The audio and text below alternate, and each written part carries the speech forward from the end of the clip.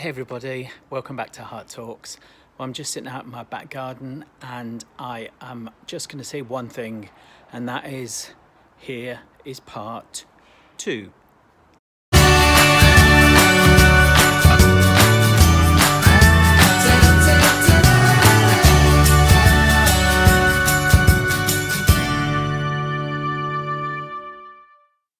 Ken Livingstone, when he was head of the GLC, he had this amazing policy that if you were out of work and unemployed, you could pay £1 and do any number of courses at City Lit, Morley College, any adult education place. Yeah. For a year. Oh, what a great scheme, isn't it? You know, amazing. if you think if we had that now, exactly. Yeah. But I mean, the great thing about the GLC, which of course sort of, Thatcher wanted to smash, was that they had ILIA. Yeah. In a London Education Authority, that was part of them. Yeah. So they were able to offer something like that. Yeah. And it was incredible. So I'd gone off, I'd done a tapestry weaving class. And then Nigel, because by this time, he said, why don't we move in together? I said yes. We moved into a squat in Brixton. But he, because he had lived in part of the old gay community on Railton Road, he knew that this existed, and he had heard on the grapevine that there were 2 rooms going. So we came up, asked if the rooms were still available. They were. We chatted with them, asked if we could move in. They said yes. We joined Brixton Housing Co-op, and kind of the rest is history. It's so extraordinary. Yeah, and it's amazing to hear you talking about it, Jonathan. It's amazing to hear the story of community, because I think in times of tragedy and sadness, it's amazing how people come together, isn't it? And you must have lost, as you say about watching Pride, you felt the weight of all those people that you'd lost. The amount of people, and I think we talk, me and my late 40s now, I remember people being lost, but it wasn't like close friends to me. It was people on the outskirts of. So for yourself, it must have been hard. It was, I think that I've been really relatively lucky in that sort of there are not that many close friends of mine that I've lost. But there are, and it was like a war zone. Yeah. If anybody's seen 1917, you will get that sort of sense that what it must have been like for people in the First World War. Yeah. That sort of, there is this swathe of youth. Yeah. That is just gone, just wiped out. And that is what happened with for us and with the virus. So that takes its toll, but you find one finds ways of coping with that. You get your coping strategies, and I've been lucky in that I've been able to manage it. Yeah. But what is amazing is the kind of distance that we have traveled. That we have come. And that to me, it still blows me away, because when I think about that there was nothing. Yeah. And then one goes through a period, and initially, what was interesting was that I was forever being sort of, put into MRI scans because they wanted to see what the virus was doing to the brain. Right. And that's within those really early days when there was nothing, and they were really interested, and you had this amazing sort of rapport with the kind of your doctors, that you were actually a person, and it was amazing, and the way that we were looked after, the palliative care that was given, the care was second to none. And actually that kind of way of treating patients, I think, sort of has spread. So now the way that people are treated with cancer, it has been informed by the way that people were treated around sort of HIV. It's a different way. There's a more... it's a more holistic and person-centred, Yeah. Which is extraordinary. Yeah, and you were, weren't you, Jonathan? We were talking about this earlier. You were patient L1. Yeah, my number was London 1 at the Middlesex Hospital. So you were one of the first, and with a terminal diagnosis, what did you expect? How long did they give you you have this amount of time? Basically they were talking in terms of months. Months, okay. Because Jonathan's has celebrated your birthday last year. Was it your 70th? Yeah, last year I turned 70. I can't believe it. It's like, Jonathan's like, I'm too stubborn to die. I'm too busy and too stubborn. Yeah. It's just, it's amazing. It's amazing to hear your story and hear the history, Jonathan. And I think that's so important, because I didn't know there was a gay community in Brixton. Yeah, you live around the corner. And I live, me and Jonathan live not even 10 minutes, 5 minutes walk from each other, so I didn't know. So I'm being educated, even more by you just about those things. Do you still feel a sense of community now, all these years later? Because there's been a lot of good changes, but there've been some good changes, but there've been some terrible changes. One of the things, and I know that lots of money was invested, into research and development for the medication, and that's great. Yeah. But what was incredible, and really in a way saved my life, I tell you, was the fact that there were these drop-in centres. Right. So the Terence Higgins Trust came out because there were a group of people who knew Terry Higgins. Mm-hmm. There was nothing.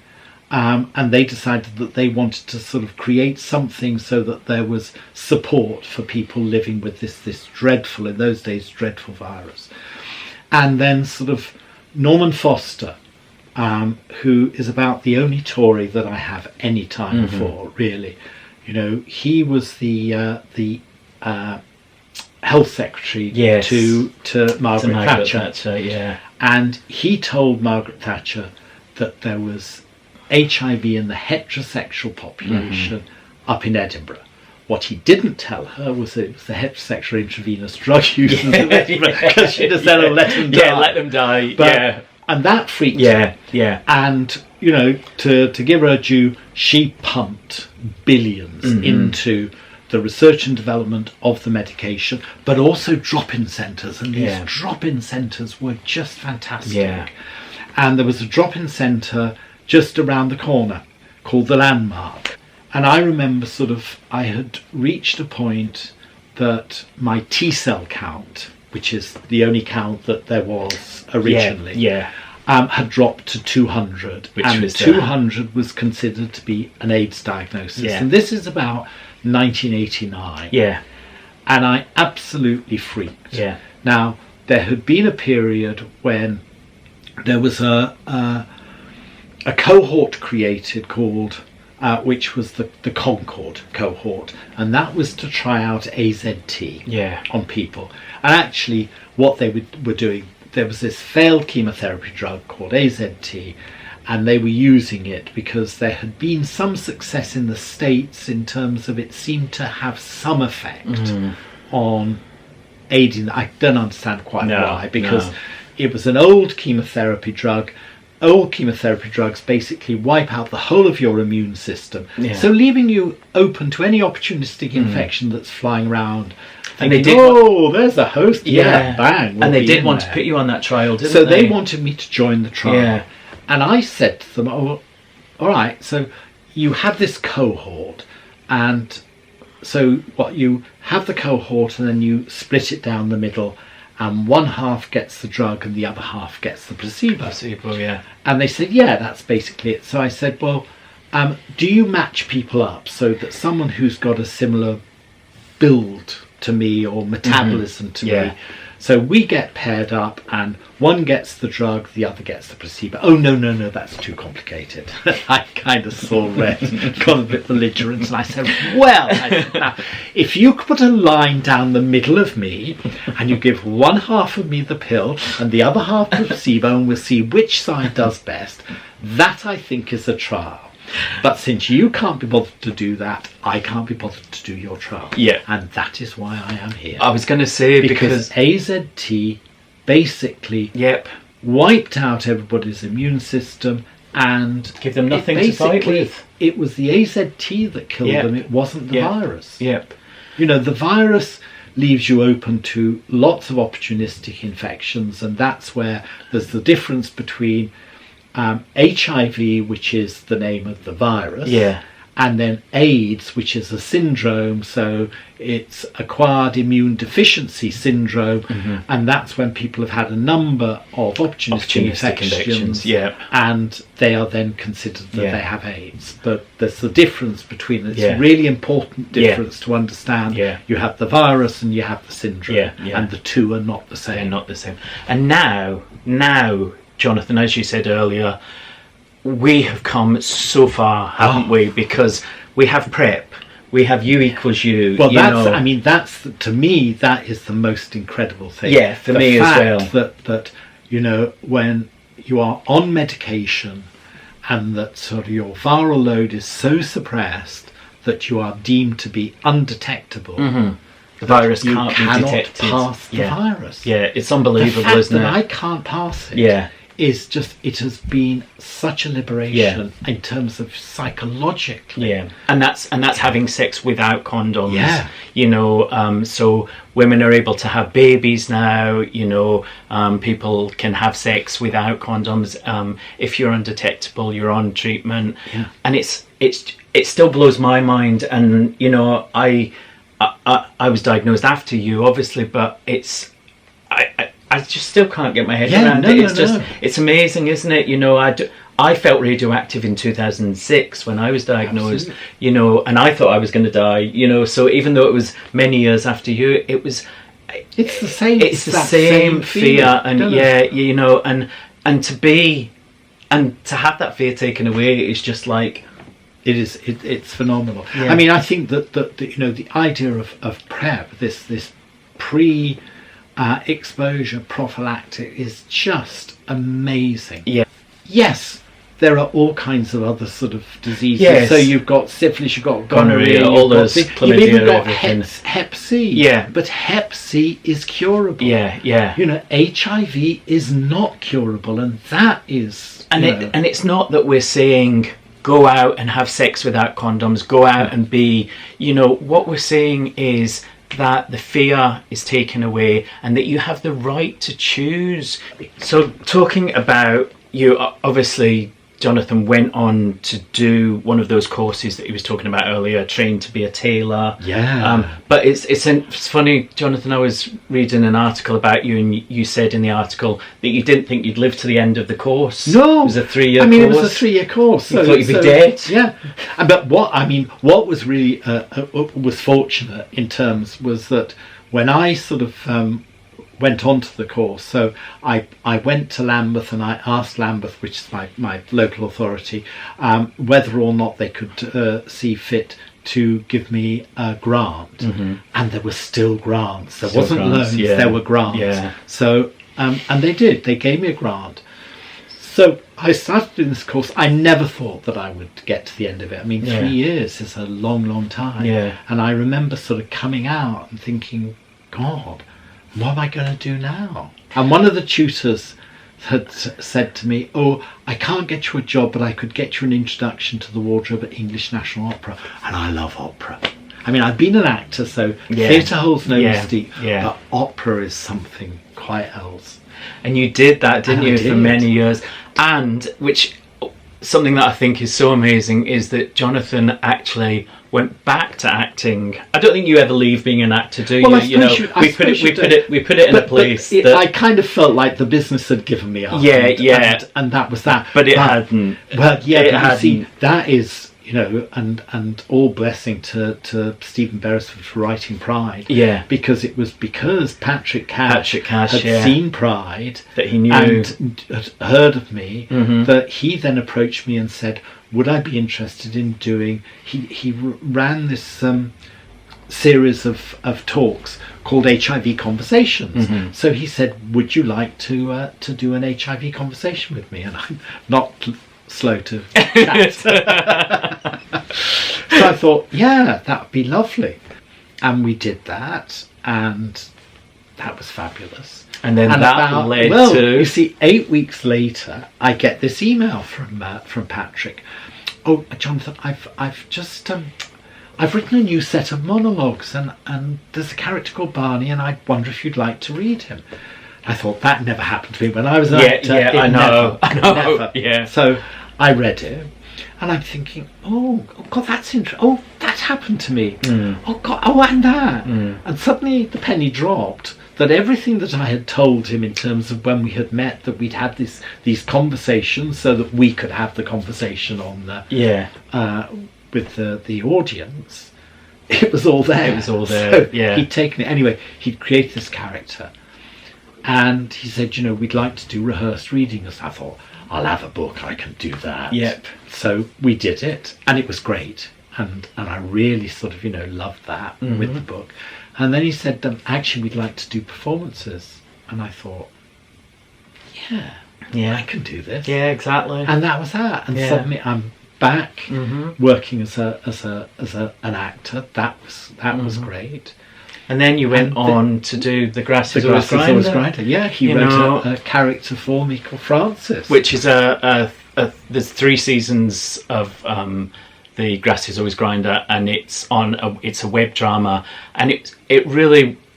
2 seasons.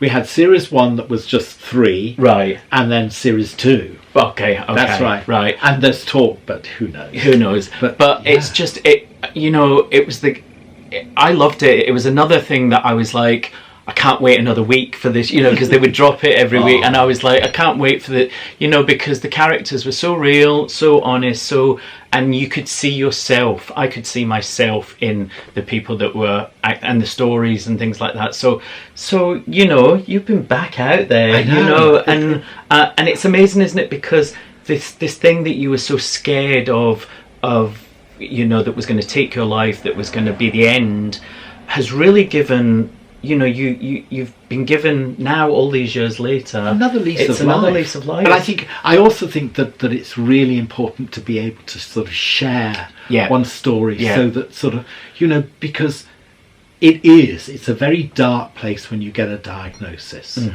and so to be able to say, look, there is light at the end of the tunnel, and sort of you can find ways through of managing it. It's vital, isn't it? Yeah, you learn coping strategies, and hopefully, people will glean something from like the talks that you're sort of doing. Yeah. These, it's anything is possible. Yeah, and I think. But I have been lucky. I mean, I have to say that I have been incredibly fortunate. I don't know why or what, and But I have, in terms that I felt that Nigel rescued me, and gave me the opportunity for this extraordinary life, and the wonderful thing is that Nigel's moving around upstairs. We can hear him bumping around upstairs at the moment. That's been the other incredible thing, that when there had been this lesbian and gay squat, that then decided they wanted to sort of turn it into units, and because nobody, having lived communally, nobody wanted those battles over sort of whose food is whose, who isn't cleaning the kitchen thing, none of that. So it was all going to be single person units, right? And so there was a scheme that had been created, and in the middle of the scheme on one road, so there are houses on Mail Road, there are houses on Relton Road, and the gardens back onto one another, which is so there's this amazing communal space as a garden. But there was this one house that was derelict in the middle of Mail Road, full of dry rot, and we were able to bring it into the scheme, so the dry rot wouldn't destroy the sort of the new works that had gone. Yeah. But as luck would have it, the next 2 people on the housing list was Nigel and myself.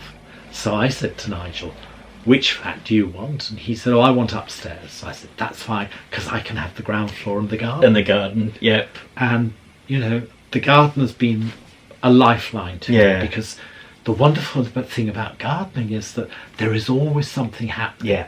You know, whether something is dying back or there are new shoots, Yeah. or it's just a continuation, isn't it? But it's life. Yeah, yeah. Isn't it? It's Yeah. been amazing to talk to you and hear your story, Jonathan. It's just so important in so many different ways.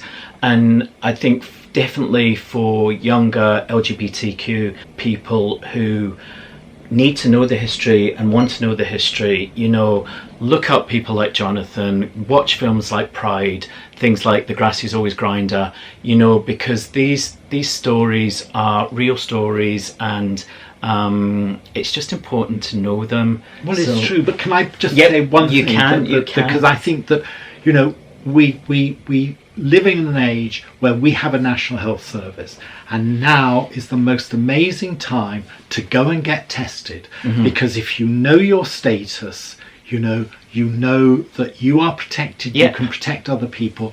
There are medications that are out there, they work. Yeah. So, you know, why not, you know, bite the bullet, be brave, go get tested, because there is a whole world that will that will support you. And it's better knowing, isn't it? I think it's much better. I think it's better knowing. Know your status. And do something about it. Yeah, because there's no way then that you are going to be spreading it. Yeah.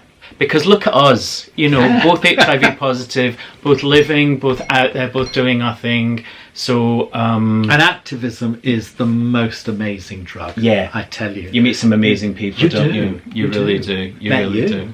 Met you. See? So thank you, everybody. Please remember to like, share, comment and subscribe to Hart Talks. If you have any questions for Jonathan, then please pop them in the comment section below. I will pass them on to him. Thank you. And thank you. I can't wait. I can't wait to see what's next. I really can't wait to see what's next for both of us, because I'm sure there'll be something interesting around the corner. We get what I think. This is what I think. I always remember the Tombstone advert, and I think what they need to do, Jonathan, is they need to make a new advert. Absolutely. They need to make, so somebody out there listen to this, and Jonathan and I are going to be in the advert. That would be perfect. And just to re-educate, because as much as things have changed, there's still a lot of people that believe that old, you know, advert and what HIV was. It's different now, isn't it? It is different, but what is important is that sort of, you know, get the knowledge, learn about it. It's not about dying of ignorance, but sort of ignorance will kill you. Exactly.